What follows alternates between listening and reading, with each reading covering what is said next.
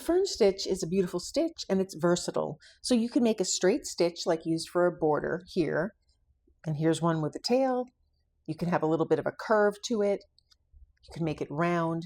But today we're going to make it into a leaf stitch. And it is so simple and a very fun stitch to use in your embroidery. So the best way to start this stitch is just to start at the top here of your leaf shape, which is just a pointed oval, and create your stitches. You can make them any length you want.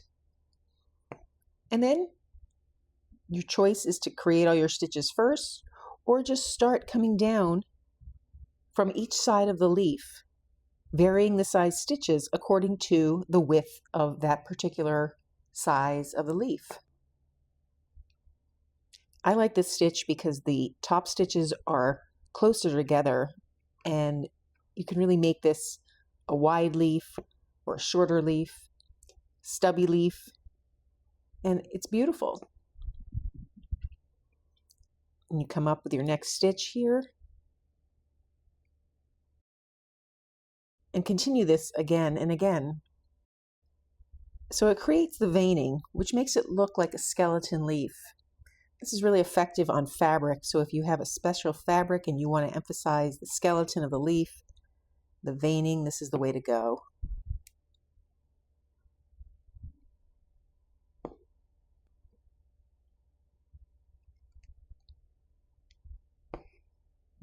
I really like this because I think it's a very simple stitch. It's a series of straight stitches, but the effect is quite extraordinary.